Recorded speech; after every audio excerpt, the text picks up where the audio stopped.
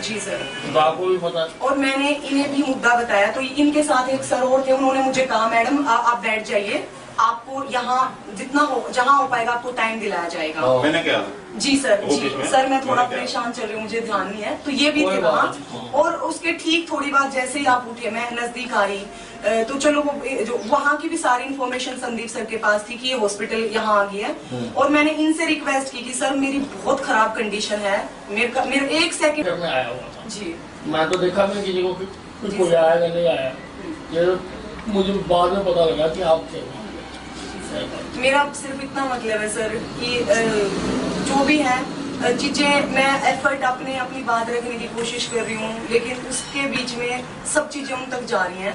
उसका भी मुझे कोई अभी तो मुझे कोई डर है ही नहीं, क्योंकि मुझे आप पे सबसे ज्यादा भरोसा है। नहीं यहाँ का तो आप निश्चिंत। और मैं चाहती हूँ सर ये इंसान आप किसी भी डिजर्विंग आदमी को बिठाएं, पर ये एक ओलंपियन एथलीट है, हमने भी ओलंपिक क्वालिफाई किया, बहुत मेहनत की है सर, बहुत ज्यादा देश के लिए शायद ना कर पाए, पर अपने हरियाणा के लिए बचपन से मैंने इतना किया है कि इतने सर्टिफिकेट और मेडल है बोरी भर जाएगी।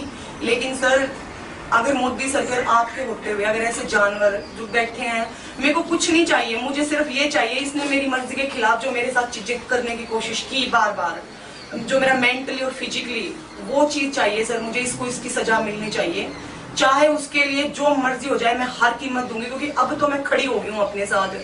जो ये धमकियां दिलवा रहा है, पैसे से चीजें करवा रहा है, और पॉलिटिकली मेरा कोई लेना देना नहीं है सर, मैं खुद बोल रही हूँ, ये चीजें छोटी सी थी क्योंकि मेरे फादर ने हमेशा इंस्पायर किया है, वो एक मामूली से प्रिंसिपल रिटायर हुए हैं जज्जर डिस्ट्रिक्ट से, और बचपन से ही जैसे एपीजे अब्दुल कलाम है, उन्होंने ऐसी शिक्षा दी है हमें कि बेटा गलत चीज के लिए कभी नहीं झुकोगे, चाहे सब बोल रहे हैं अभी तुम सोच लो अनिल विज के पास जा रहे हो, करियर की लग जाएगी, सर मेरे को दिक्कत ही नहीं है, जो मर्जी हो जाए।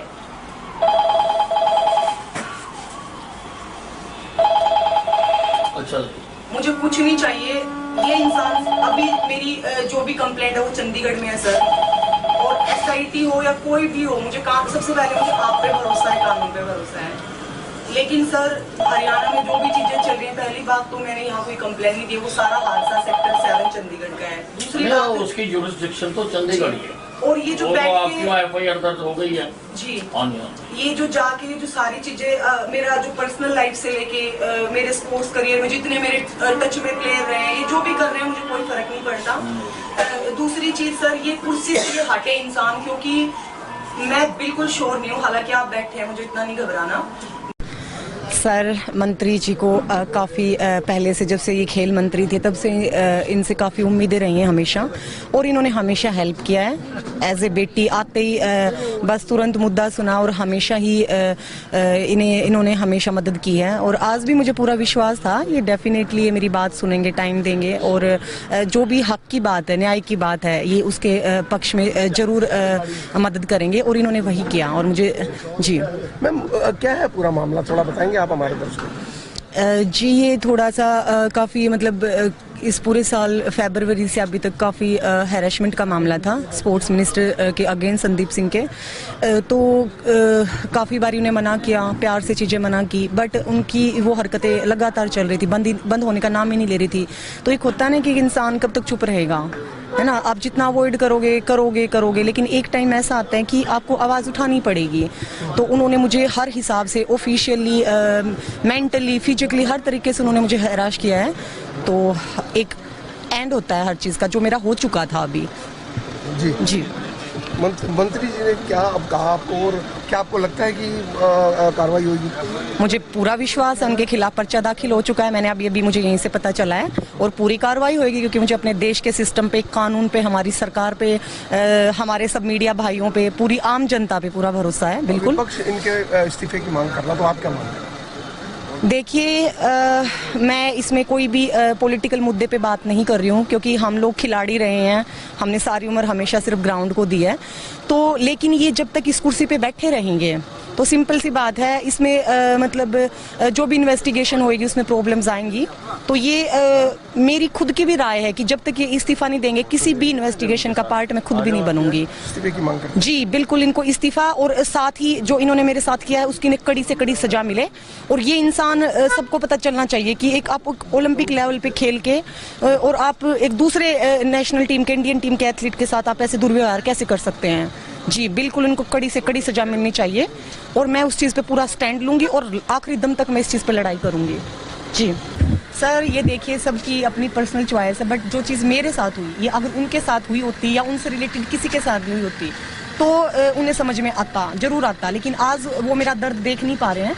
लेकिन धीरे धीरे मुझे पूरा भरोसा है जैसे जैसे टाइम जाएगा, क्योंकि देखो छोटी मोटी खिचर पिचर चीज़ें हो जाती हैं, क्योंकि हमेशा टाइम सर्कमस्टेंस कब किस टाइम कैसे होते हैं ये कोई नहीं जानता। बट डजंट मीन कि छोटी मोटी नोक जोक हर किसी की एक नॉर्मल आदमी से लेके खिलाड़ियों के बीच चलती है, पर डजंट मीन कि आप किसी को अलाउ कर रहे हो कि ये रेप अटेम्प्ट करो तो उसमें आप किसी का फिजिकली शोषण करो, उसको मेंटली उसको हैरेस करो, तो वो सही है। तो उन्हें भी टाइम पे जैसे ही थोड़ा टाइम मिलेगा उन्हें वो भी विश्वास करेंगे।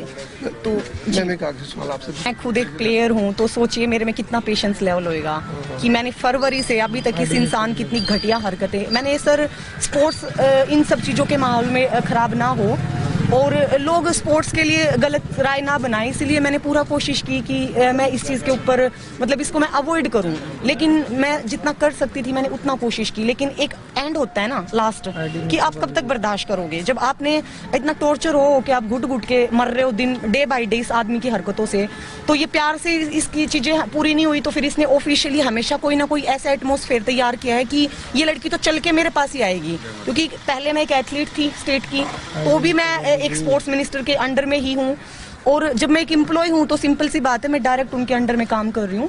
तो इन्होंने हर वो चीज़ की, ये बाज नहीं आए अपनी हरकतों से।